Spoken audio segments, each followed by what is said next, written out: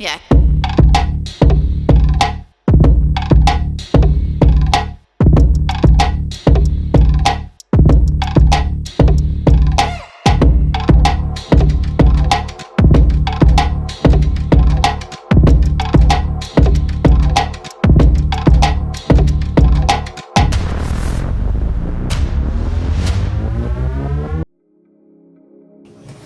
Greetings everyone, my name is Glynnis Breytenbach and welcome to another episode of Dizzy World.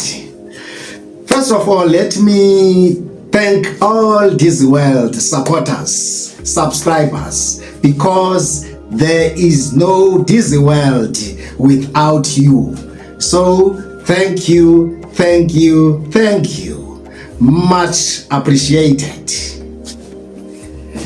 It looks like the government of national unity, slowly but surely, are mobilizing themselves against KwaZulu-Natal Police Commissioner General Mkhwanazi.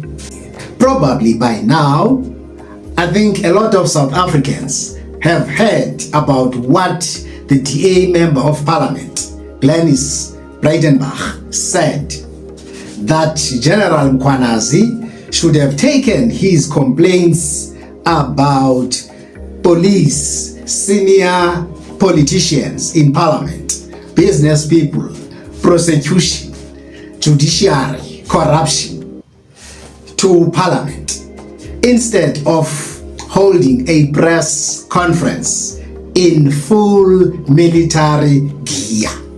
This military gear, is making people I don't know. She said Parliament is the right place as he, General Mkhwanazi, attends the Portfolio Committee on Police once a month and could have used that opportunity to raise his concerns. But before we can go any further, please let us remind each other about a very important information, which is public record, not opinion or speculation. That on the 5th of March 2025, General Mkhwanazi appeared on the very Portfolio Committee on Police that Breytenbach referred to. He did raise his concerns in Parliament, on the record, in front of everyone, including members of the DA. What is worse is the fact that the committee is chaired by Ian Cameron of the DA. So there is no way she doesn't know about this information or being misinformed when this was a damning information or allegations that needed to be investigated. But for some reason, it was ignored.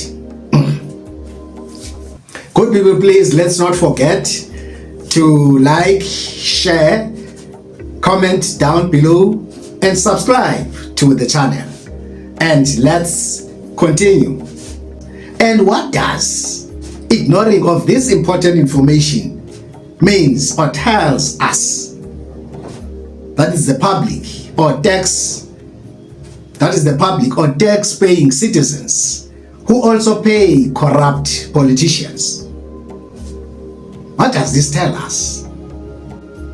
This leaves us with no choice but to think the reason why politicians, people, government insisting that Mkhwanazi should use or follow proper or formal channels. It's because they are in charge of those channels. They control those channels. And they know whatever corruption that you are trying to expose will never go anywhere. As they did on the 5th of March 2025, ignoring Mkhwanazi, following proper channels. Because the accused person happened to belong to the right or favorite faction of the ANC. And what is worrisome here is that Glynnis Breytenbach is DA Justice spokesperson, a party that is parading themselves as fighting corruption, while the ANC is perceived as corruption accused number one, as President Ramaphosa once said. One thing for sure is that Glynnis Breytenbach, as a DA spokesperson on justice, is not speaking for herself, but for the party. And now they look like they are joining the new acting minister. I don't know whether to say minister of police or criminals, because he seems to be sympathetic towards criminals. Professor Cachalia, Paul O Sullivan, Mary De Haas, the ANC, in condemning General Mkhwanazi. I understand the forensic investigator, Paul O Sullivan, is back now. We saw him doing interviews on the 7th of August 2025. He's back from hiding for several weeks. He's back from hiding for weeks, again accusing General Mkhwanazi of criminality, as he did on the 6th of July 2025, without any evidence, of course. We understand this time he is armed with 18-page dossier where he lays a case. Perhaps he went back to the drawing board after reading the mood, but it doesn't seem like he's got it right even this time. He doesn't understand the mood of the people even now, even this time. This time he's armed with an 18-page dossier where he lays a case, a captured police service, 600 million slash fund, luxury gifts, Louis Vuitton bags, extrajudicial killings, and the nation dangerously fooled by a military uniform. I wonder who is fooling who here, because this man is the same man who defended Pala corruption. And I wonder, where were these allegations? Before the 6th of July 2025, before General Mkhwanazi press conference? Where were these allegations? And if you listen to Professor Cachalia, Glynnis Breytenbach, Mary De Haas, that is etc., that is Senzo Mchunu / criminal syndicates, spin doctors or cheerleaders. If you listen to their argument, they focus on Mkhwanazi rather than criminals or crimes committed. They are only concerned about sweeping these allegations under the carpet, as they did on the 5th of March. All of them seem to be worried about Mkhwanazi being a hero, pointing out his faults and mistakes, trying to manufacture consent or changing the narrative.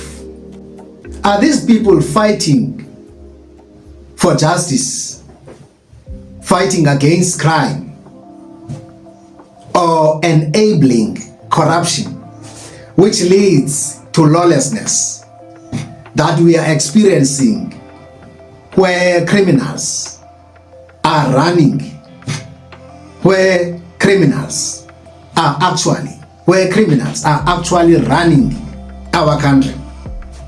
And my observations is that the actions of these people are enabling crime, corruption, and lawlessness, because they pick and choose because they pick and choose or define corruption according to their interests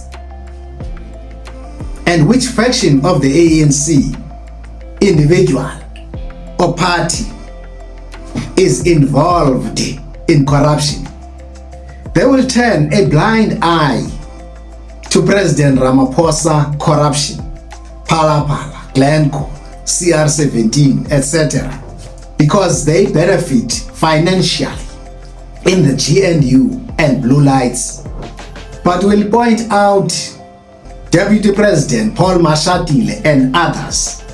They will point out Deputy President Paul Mashatile, Property Saka, and others, because Mashatile is not their man, or others don't belong to the right faction. For me, in order to deal with crime, corruption, and lawlessness, our political class, business class, and all other stakeholders that Mkhwanazi referred to in his press briefing, they need to be honest, they need to be serious, and stop playing games with our lives, starting by leaving Mkhwanazi alone. And good people, this is how we come to the end of today's episode.